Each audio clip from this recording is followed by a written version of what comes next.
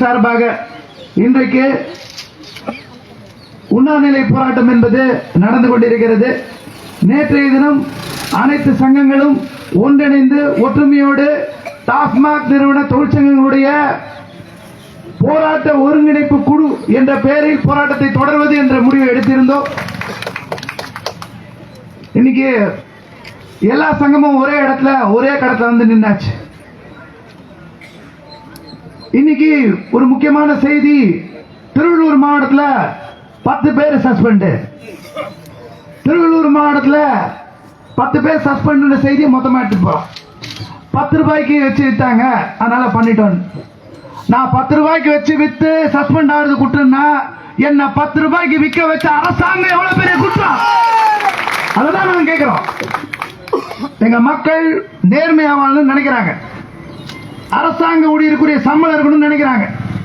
23 ஆண்டுகள்ல அரசாங்க ஊழியர் ஒரு கார்பரேஷன், அவர்கள் இன்னைக்கு டிரான்ஸ்போர்ட் டிபார்ட்மெண்டா இருக்கட்டும், சிவில் சப்ளைஸா இருக்கட்டும், அவர்கள் என்ன ஊதியம் வாங்கினார்களோ அதே ஊதியம் எங்களுக்கும் வேண்டும் என்று களத்தில் நிற்கிறாங்க. ஆனா நேர்மையா வாழ விடல.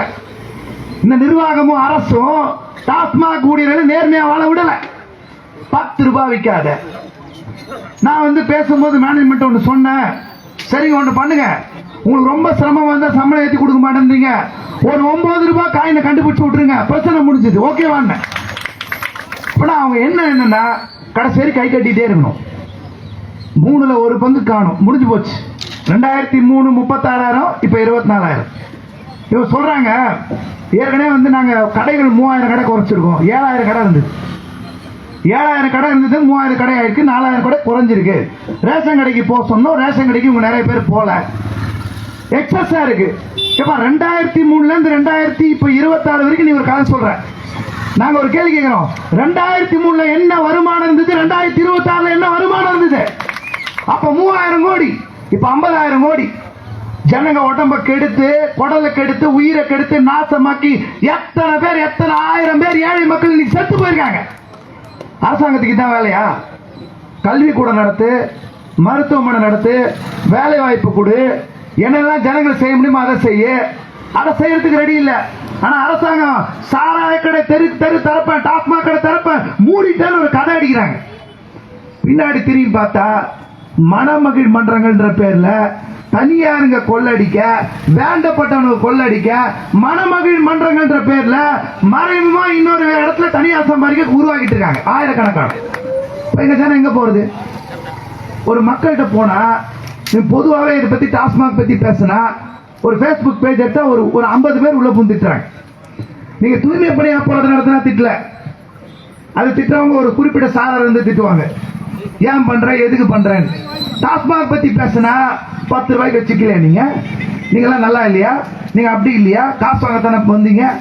விஷயம் என்னன்னா மக்கள்கிட்ட டாஸ்மாக் நடத்துறவங்களும் டாஸ்மாக்ல வேலை செய்யறவங்களும் வேறு வேறா பார்க்காத மாதிரி அரசாங்கம் வச்சிருக்கு, நிர்வாகம் வச்சிருக்கு. இவன் படிச்சுட்டு வேலைக்காக நான் படிச்சுட்டேனே, அரசு வேலை கிடைக்குது, எனக்கு வாழ்க்கை நல்லது அமையுமா நம்பி உள்ள வந்தவங்க தொழிலாளிங்க. அது விற்பனையாளர், உதவி விற்பனையாளர், மேற்பார்வையாளர். ஆனா லாபத்தை மட்டுமே குறிக்கோளா வச்சுக்கிட்டு வரக்கூடிய ப்ரொடக்ஷன்ல அதுல மட்டும் நல்லா ஈக்குவலா ஷேர் பிரிச்சுக்கிறாங்க. ஒரு பிரச்சனை இல்ல, பார் வைக்கும் போது அதுக்கேற்ற மாதிரி பிரிச்சுக்கிறாங்க. ஆனா பிரச்சனைன்னு சொல்லிட்டா 10 ரூபாய் விற்கிறவங்க மட்டும் நீதிமன்றம் மற்றதும் குறை சொல்லுது. இந்த சமீபத்தில் இந்த காலி பாட்டில் திட்டம்னு அதை கொண்டு வரல அவ்வளவு துடிக்கிறாங்க அரசாங்கம். நான் நீதிமன்றத்தில் நேரடியாகவும் கேட்டேன், நீதிபதி கிட்ட ஆர்கியூ பண்ணும்போது சொன்னேன், என் கடையில இடம் இல்லை, 10க்கு 10 இடம் இருக்கு, எப்ப கேட்டாலும் கோர்ட்டு சொல்லிச்சு, நீங்க திணிக்கிறாங்க, எல்லா தலையிலையும் திணிக்கிறாங்க, நீங்க எங்களுடைய பிரச்சனை என்னன்னு பாக்குறது இல்ல, நோய் நொடி வரும், மத்தது வரும், இதை பாக்குறது இல்ல. உடனே அவங்க தரப்பு வக்கீல் சொல்றாங்க, இல்ல அவங்களை கொஞ்சம் கோஆபரேட் பண்ண சொல்லுங்க, மற்ற டிஸ்ட்ரிக்ட்லாம் நிறைய டிஸ்ட்ரிக்ட் ஏத்துட்டாங்க, கொஞ்சம் சங்கங்களை கோஆபரேட் பண்ண சொல்லுங்க. கடையில எவ்வளவு இடம் இருக்கு, அவன் நிக்கிறதுக்கு இடம் இருக்கா, போய் சிறுநீர் கழிக்கிறதுக்கு முதல்ல இடம் இருக்கா, கடையில பாட்டில் வைக்க முடியுமா, திருப்பி எச்ச பாட்டில் வச்சா திருப்பி என்ன நோய் வரும், இந்த ஜனங்களை பத்தி ஒரு அக்கறை இல்லாம எப்படியாவது இதை கொண்டு வரணும் மட்டும் நினைக்குது. நீதிமன்றங்கள்ல இருந்து எல்லாருமே காட்டை காப்பாற்றணும், அது கேஸ் போட்டது நமக்கு எதிராக போடல, சுற்றுச்சூழல் காப்பாற்றணும் போட்டாங்களாமா. மான் காப்பாற்றணும், புலி காப்பாற்றணும், சிங்கம் காப்பாற்றணும், யானையை காப்பாற்றணும், போற வழித்தடங்களை பாதுகாக்கணும். 2 கால் உள்ள 6 அறிவு கொண்ட மனிதர்களை யார் காப்பாற்றுறது எந்த நீதிபதிகளும் யோசிக்கல. அதான் துரதிருஷ்டம். அவங்க ஏன் தற்காலிக ஊழியர் என்ற பெயரில் கொத்தடிமையா வச்சிருக்காங்கன்றத பத்தி யோசிக்கல.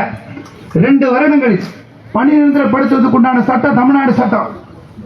450 நாட்கள் தொடர்ச்சியாக 2 வருடங்களில் பணிபுரிந்தால் அவரை பணி நிரந்தரப்படுத்த வேண்டும் என சட்டம் சொல்கிறது. 23 வருஷமாயா தற்காலிக பணிநாள். இப்ப இந்த மேடை இருக்கு, இந்த மேடை என்னையோட தூக்கி போட்டா 8 வந்துச்சு ஒரு ஆளை வேலைக்கு நம்ம வச்சோம்னா அவர் தற்காலிக தொழிலாளி. 1 மாசத்துல ஒரு சின்ன வேலை இருக்குன்னா அதை எடுத்து வச்சா அவர் தற்காலிக தொழிலாளி. 3 மாசத்துல முடிஞ்சிச்சுன்னா தற்காலிக தொழிலாளி. 23 ஆண்டுகளாக தற்காலிக தொழிலாளி என்று சொன்னால் உங்கள் தலையில் என்ன இருக்குன்றத பத்தி யோசிக்கணும். ஒரு சாதாரண மனித அறிவு இருக்கணும்ல. 6 அறிவு கொண்ட மனிதர் தற்காலிகமா ஒரு 23 வருஷம் ஒருத்தர் வேலை பார்க்க முடியுமா? வெளில என்ன சம்பளம்? நீ போய் ஜனங்க நம்ம ஆட்கள் ரொம்ப பெருமையா டாஸ்மாக்ல வேலை செய்யணும்னு சொல்றது கடை இருக்கா? ஏதோ மது விற்கிற அரசியும் ஏதோ இவங்க தான் சாராயம் விற்கிறதுக்கே. எனக்கு தெரிஞ்சு எந்த பள்ளிக்கூடத்திலையும் நீ என்ன வரப்போன்னு கேட்டப்போ டாக்டர், இன்ஜினியர் எல்லாமே சொல்லியிருப்பாங்க, வக்கீல் சொல்லியிருப்பாங்க, எல்லா துறையும் சொல்லிடலாம். ஒரே ஒரு ஆள் கூட நான் டாஸ்மாக் வேலைக்கு வரேன்னு எந்த பள்ளிக்கூடத்தையும் யாருமே சொல்லியிருக்க வாய்ப்பே இல்லை. அந்த குடும்பங்கள் என்ன பண்ணுச்சு? இறந்து போனா என்ன பயன்? நீ அரசு ஊழியர்களுக்கு ஆசிரியருக்கு 24,000 கோடி ஒதுக்குற, சரி கொடுங்க. தூய்மை காவலருக்கு ஒண்ணுமே இல்லை, பாவம். 1000 ரூபாய் சம்பளம் ஏற்றி 473 கோடி ஒதுக்குறீங்க, செய்யுங்க பாவம். பல்நோக்கு மருத்துவமனை பணியாளர்களுக்கு அவங்களுக்கு ஒரு இப்ப 4 நாள் வேலைன்றதை ஒதுக்கி சம்பளம் கொடுக்க போறீங்க, ஓகே ஒதுக்குங்க. பெருசா அதிகம் கொடுக்கல, கொடுக்குறீங்க. அவங்க எல்லாம் செய்றீங்க. அங்கெல்லாம் எங்க இந்த பணம் வருது?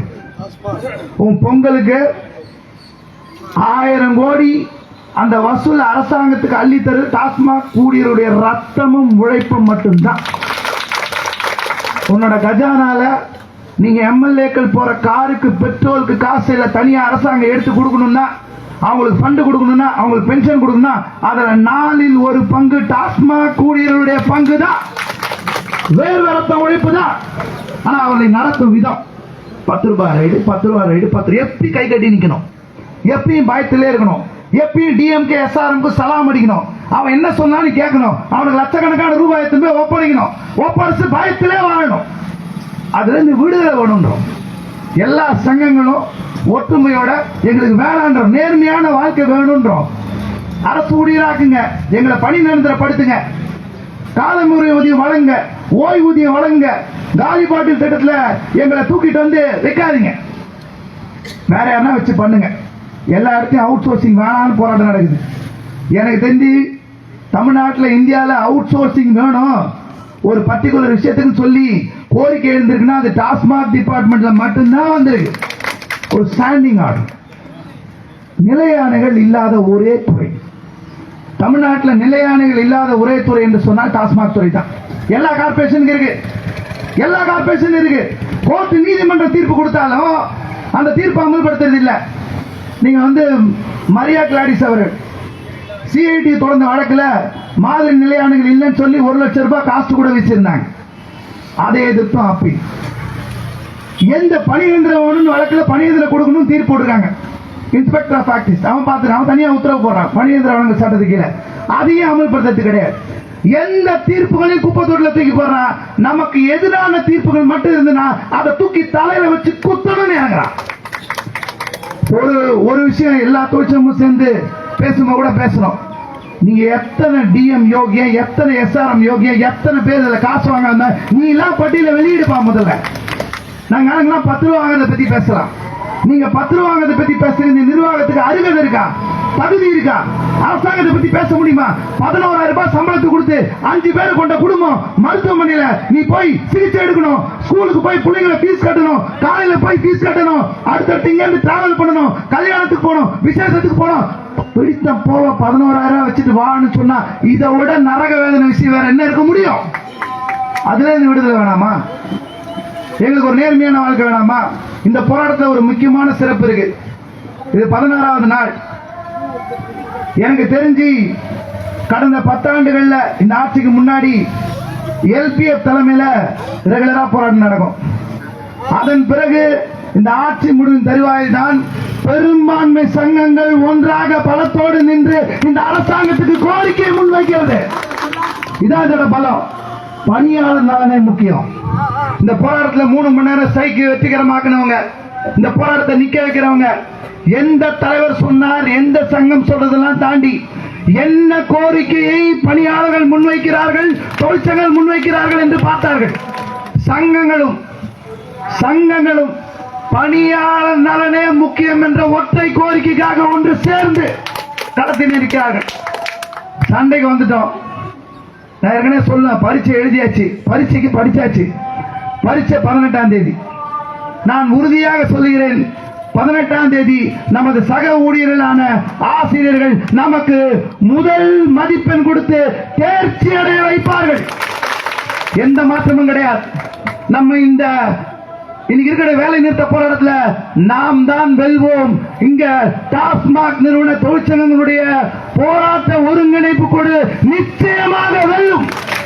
இதுல எந்த மாற்றமும் கிடையாது. ஓலைக்கிழமை ஜெயிக்கணும், போராட்டம் ஜெயிக்கணும், அது தூய்மை பணியாளர் வந்தா ஜெயிக்கணும், நுகர்பொருள் வாணிப தொழிலாளர் இருந்தா ஜெயிக்கணும், அரசு ஊழியராக இருக்கணும் ஜெயிக்கணும், ஆசிரியர் ஜெயிக்கணும், அங்கன்வாடி சத்துணவு ஊழியர் இருந்தாலும் ஜெயிக்கணும், டாஸ்மாக் ஊழியர்களும் ஜெயித்தே தீர வேண்டும். நமக்கு இடையில அவங்களுக்கும் வேற எந்த பிரச்சனையும் இல்ல. ஒரு அரசுக்கு எதிராக தனியா நடத்துற போராட்டம் இல்ல, கோரிக்கை முன் வச்சு நடத்துற போராட்டம். எங்களுக்கு வலிக்குது, கஷ்டமா இருக்கு. 23 ஆண்டுகள் வழியில் இருக்கிறோம். மற்றவங்களுக்கு செய்யறீங்களே, முதல்கிட்ட ஒன்றுதான் கேட்கிறோம், உங்கள் கனவை சொல்லுங்கள். அத்தனை பேர்த்து கேட்கறாங்க, லெட்டர் கொடுத்து கேட்கறாங்க, விண்ணப்பம் கொடுத்து கேட்கறாங்க. டாஸ்மாக்ல உள்ள 24,000 ஊழியர்களும் கேட்கிறோம், எங்கள் கனவு பணி நிரந்தரம், காலமுறை ஊதியம், ஓய்வூதியம். ஒன்றாய் வெல்வோம் சொல்றாங்க. டாஸ்மாக் ஊழியர்களோடு வெல்லுங்கள் என்று நாங்கள் சொல்லுகிறோம். உங்களுடன் ஸ்டாலின் என்று சொல்கிறார், டாஸ்மாக் ஊழியருடன் ஸ்டாலின் என்று சொல்லுங்கள் என்ற வேண்டுகோளை முன்வைக்கிறோம். 17ஆம் தேதி சட்டப்பேரவை கூடுது, 20ஆம் தேதி முடியுது, 23ஆம் தேதி அமைச்சரவை கூட்டம். எங்களுக்கு நீதி வேண்டும், எங்களுக்கு நியாயம் வேண்டும். எல்லாருக்கும் நீங்க அறிவிப்பு வெளியிடுறீங்க, எங்களுக்கு என்ன? கஜானாவை நிரப்பி தர போற எங்களுக்கு என்ன? நாங்க ஏற்கனவே நிறைய நேரத்தை சொல்லிட்டோம், நீ கடையெல்லாம் மூடி, இழுத்து மூடி, ஜனங்களுக்காக மூடி, மாற்று வேலை கொடுத்து, நீ அரசு ஊழியர் 23 வருஷத்துக்குரிய சம்பளத்தோட, பென்ஷனோட, எல்லா சலுகைகளும் கூடனா தயவு செஞ்சு டாஸ்மாக் கடை இழுத்து மூடி போங்க. நாங்க ஒன்னும் அரசாங்க தடையா இருக்க போறதில்ல. எங்க ஜனமும் நிறைய பேர் இறந்து போச்சு. கடைக்குள்ளே இருந்து இந்த பழக்கத்துக்கு ஆளாகி எங்க மக்கள், எங்க நிறைய பேர் எளிய மக்கள் இறந்து போயிட்டாங்க. எங்களுக்கு ஒன்றும் தனிப்பட்ட முறையில் விருப்பம் இல்லை. தோழர்களே, இறுதி வெற்றி நமதாக இருக்க வேண்டும், நமதாகவே இருக்கும். நான் உறுதியாக சொல்லுகிறேன், இந்த போராட்டம் வீண் போகாது. தூய்மை பணியாளர் போராட்டம் 184 நாள், அது 57 நாள் உண்ணாநிலை போராட்டம் வந்திருக்காங்க. இன்னைக்கு ஒரு நாள் உண்ணாநிலை போராட்டம் வரவேற்புக்குரியது. அறவழி போராட்டம் 57 நாள்ல 25 நாட்கள் தொடர்ச்சியாக பெண்கள் இருந்திருக்கிறார்கள் என்பது அந்த போராட்டத்தினுடைய வலிமை. சுடுகாட்டில் போய் போறான்னா, கூவத்தில் போய் போறாங்க. பெண்கள் சுடுகாட்டுக்கு வரக்கூடாது, பெண்கள் களத்தில் நிக்க கூடாது, பெண்கள் சரிசமானங்களுக்கு நிக்க கூடாது. அதெல்லாம் உடைத்து காட்டியவர்கள் சென்னையினுடைய தூய்மை பணியாளர்கள், நமது தொழிற்சங்களுடைய போராட்ட ஒருங்கிணைப்பு குழுக்கு பக்கபலத்தோடு சென்னையிலே இருக்கிறார்கள்.